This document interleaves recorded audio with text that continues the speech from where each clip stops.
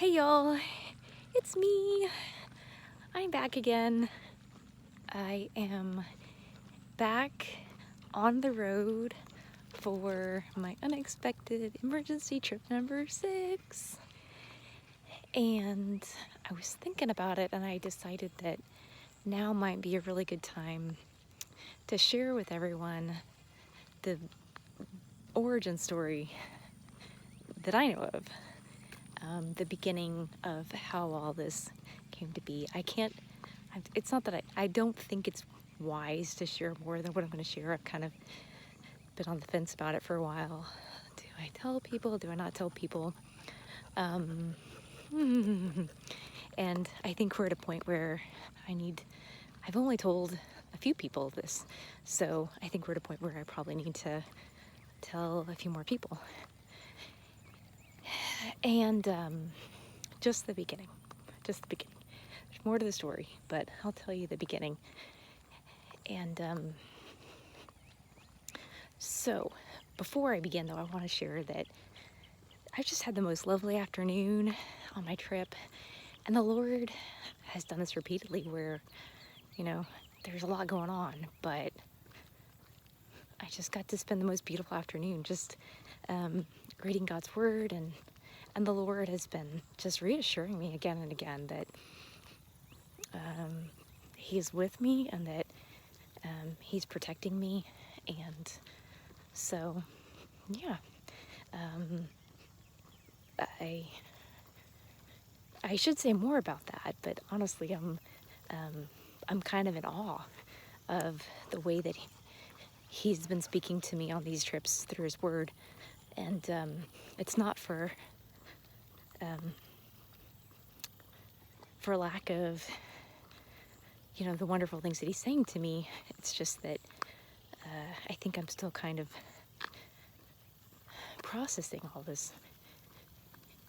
Anyhow, so how did this get started in the very, very beginning? And it started, oh yeah, the rainbow. Yeah, I gotta mention too, there's a rainbow tonight. After these storms, I got to sit in the cool, I wasn't in the rain, but I got to sit and enjoy the coolness that the rain provided. And then now we've got these beautiful rainbows, just God reminding us that He keeps His promises always and that He's so good, so faithful. And even in the midst of hardship, y'all, even in the midst of whatever you have going on, God is faithful to His promises, He's faithful to His people. He keeps His word, and He protects and He delivers us. So it was back in 2019 that I was living outside of San Antonio, and I had actually had a lot of friends who went to this apartment, so a lot of people know it was a teeny tiny apartment, and I had my computer actually in this little corner of my kitchen area. And so I don't remember if I was sitting at my computer or if I was just in my kitchen, but my computer screen was just had my background. Like, all of my tabs were minimized. I had a couple different tabs that were minimized at the bottom, and then you could just see the backdrop of the computer. And I guess I must have been sitting at the computer because suddenly I lost control of the computer.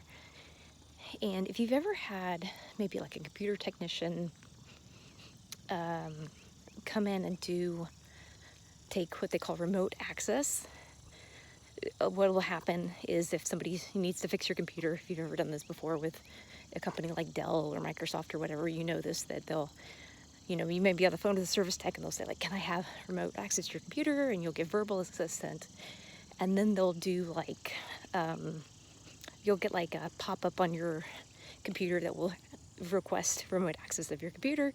And then, of course, if you're calling Dell or Microsoft or whoever and you want them to fix your computer, you say yes, and then you lose control of your computer, and then you can see the cursor moving, and they go around and they open what they need to open, and they fix your computer for you.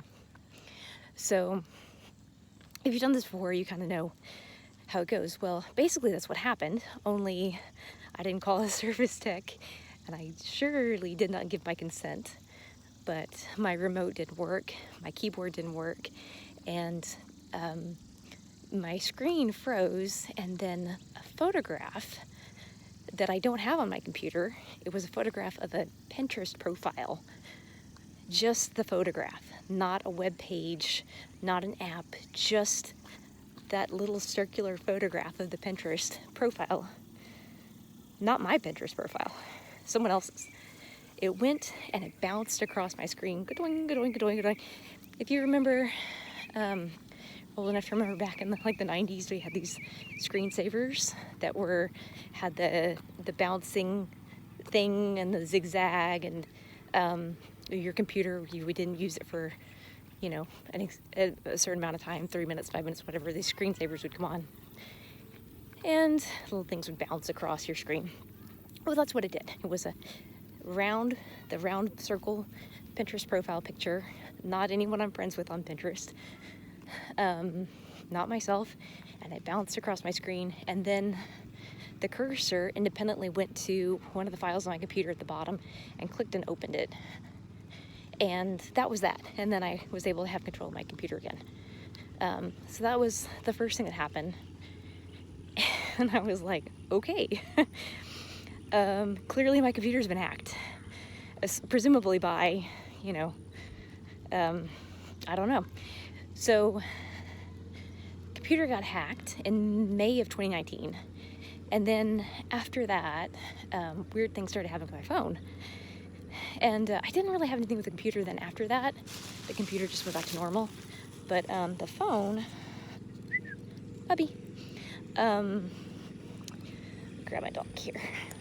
So then the phone that I had at the time, the iPhone that I had, was similar things started happening to that, where I would lose control of the iPhone, and it was evident that somebody had remote access to my iPhone.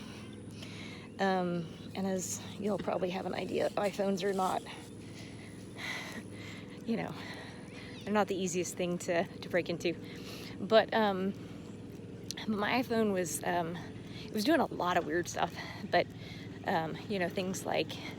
things that were bothersome to me, like the battery was going, like I could charge it fully, and I would go, like I was going to go hiking, and, single lady, like you charge your phone, you want it to work when you're going hiking, and it would go from like 99% to, in 5 minutes, it would drop to 1%, and then you'd be like, crud, I guess my phone's dying, and then you'd run back to the truck, and then it would just suddenly jump to 37%, and then it would jump to 16%, and then it would jump to 68%. So it was very erratic. The battery was really erratic. What else? And it would, like with the remote control, would go in, I would lose complete control.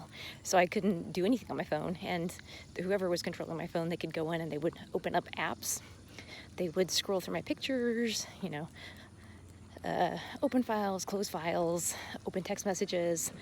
What else was going on? They were typing things into my, just gibberish, usually just gibberish into my search bar, and sometimes phone numbers, and I would fight them, which is kind of funny now. I would be like, no, you can't have my phone, and I would try to fight back, and it never worked. Sometimes you could kind of, you could push back on it, sometimes you couldn't. Anyways, what do you do with that? Your phone is hacked. I don't know what to do with that.